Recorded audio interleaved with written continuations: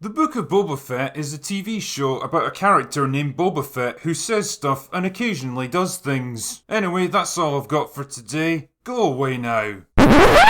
Honestly, it's not often I go into a show with absolutely zero expectations but still end up disappointed, and yet somehow the Book of Boba Fett found a way to make it happen. It's a hideous conglomeration of half-baked decisions, flaccid action scenes, non-existent character development, a plot that feels like it was cobbled together in the space of a single afternoon, and some of the most baffling creative choices I've seen since this fucking thing. It's basically 2 episodes worth of actual story spun out into a 7-episode season by making every single scene, conversation and event take 5 times longer than it needs to. A show where the main protagonist somehow manages to be a background character in his own fucking story and even vanishes completely for 2 entire episodes. And it's all hammered home with shitty direction from a guy who seems to have lost every ounce of creative energy he once had, and apathetic, low energy performances from a bunch of actors who make Adam Sandler look like a shining beacon of professional intensity. In other words, it's shit. In fact, it's not just shit, it's insultingly shit. I mean, I guess I should give you a brief rundown of the plot so you know what the hell I'm talking about here. And trust me, this'll be brief indeed because there's practically nothing to it. Boba Fett picks up just after the events of The Mandalorian Season 2, where Boba kills Bib Fortuna and takes over Jabba the Hutt's palace on Tatooine. Now he's set himself up as the nicest fucking crime lord in the galaxy, intending to rule Tatooine as a kind of benevolent dictator, with Fennec Shand as his right hand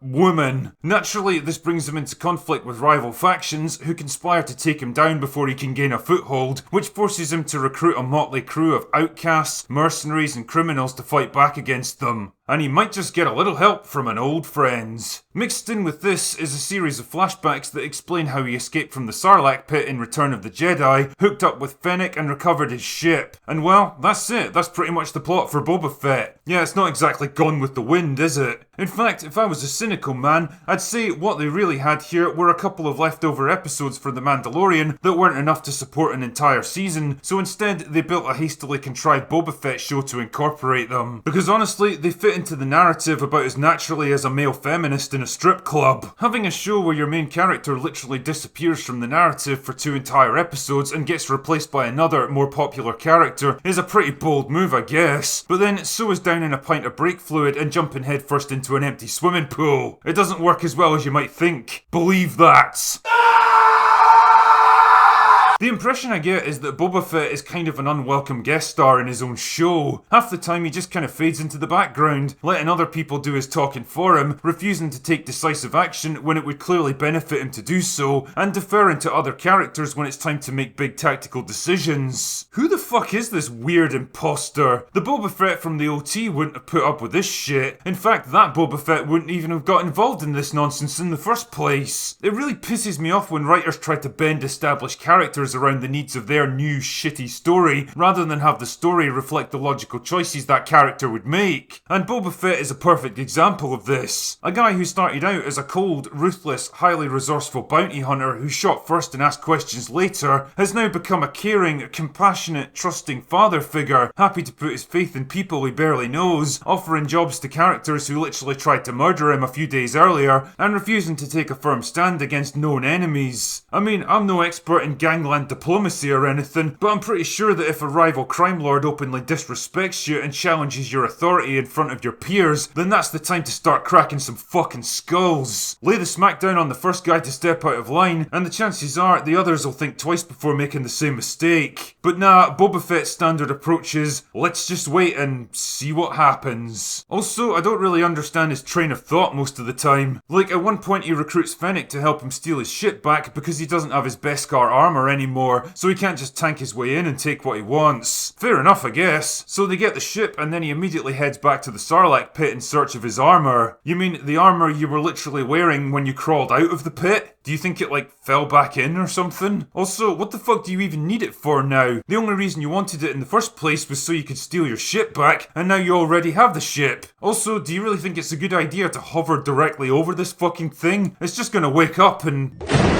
Never mind. It's probably for the best that most of his decisions are actually handled by Fennec, who basically acts as the brains and the muscle in this show. Also, and I know this is going off on a bit of a tangent, but I'd just like to point out that there's only a 2-year age gap between these actors. Damn, somebody made good life choices. Fennec consistently saves his arse when he's in trouble. She gives smart, pragmatic advice, like telling him not to let people walk all over him, or pointing out to a famous mercenary that you can hire mercenaries for money. Wow, who knew? Not Boba Fett, apparently. Honestly, I'd rather have had a Fennec show where the main character gets to be smart, cunning, resourceful, and kick-ass, instead of this tired and confused old man pretending to be Boba Fett. It's not just the characters that are the problem either. The show is littered with ridiculous plot holes and contrivances that even a fucking child could spot from 10 miles away. The final battle, which basically amounts to a dozen or so extras standing in the middle of the street and getting shot over and over again, is basically a masterclass of military stupidity that makes the Battle of Winterfell look like the Battle of fucking Austerlitz. There's no cunning traps, no strategy, no subterfuge or diversionary attacks, nothing. They just stand around waiting for the enemy to rock up and then the shooting starts. Damn, if only you had a pair of heavily armed starfighters capable of performing ground attacks, because that would come in pretty handy when you're being assaulted by massed infantry and armoured units. But hey, what do I know? The planning phase basically amounts to Boba Fett getting schooled by a fucking teenage punk rocker on a moped. And yes, I'm being serious. We're going to abandon our position and hold up in Jabba's palace. No, you should stay here and hold your totally untenable position because...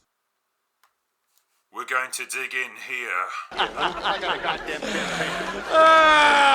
Fucking hell, dude. Do you literally just go along with whatever anyone else around you says, no matter what their qualifications or experience? None of it matters much anyway, because it's not like anyone gets killed or even seriously injured at any point, so the entire battle contains all the excitement of a 3-day seminar on the history of Microsoft PowerPoint. How the fuck do you manage to make Star Wars this boring and meaningless? Jesus Christ, as shitty as the Ewoks were in Return of the Jedi, at least it felt like something was at stake there. I didn't care one single bit about any of these characters. I didn't care about the Rancor because I'd only seen it once, and the whole time I kept thinking, if I had a choice between this and Slave 1, I know which one I'd rather bring into the battle. I didn't care about Baby Yoda because I knew they'd never have the balls to kill him off. I didn't care about Fennec because she fucking vanished halfway through the battle to go kill someone else. And I certainly didn't care about Boba Fett and Cad Bane because they barely even interacted in this show. Like, we're supposed to believe this is some epic rivalry stretching back decades, but the show gives us absolutely nothing to back that up. But Drinker, you eloquent impresario, I hear you say, if you watch the Clone Wars, then fuck off, show. If your TV show requires you to watch another show just to get the backstory and character development that this one should have done itself, then well, it's not a very good fucking show. Maybe if we hadn't wasted literally hours watching Mando construct his new ship, or Boba fucking around with the Tusken Raiders, then maybe there would have been more time for the things that actually mattered.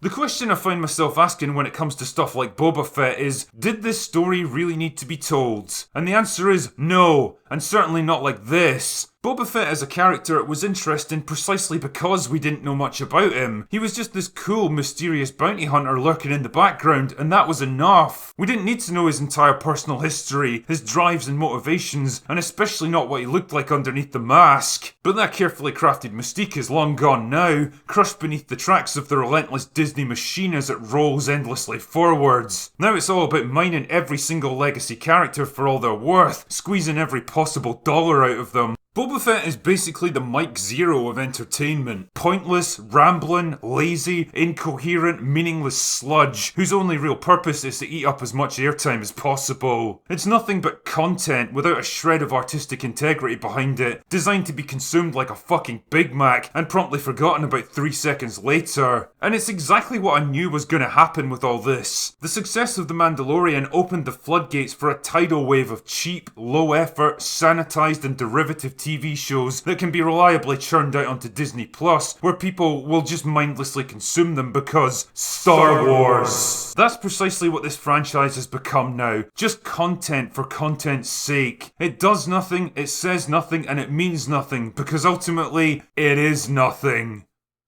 Anyway, that's all I've got for today. Fucking go away now!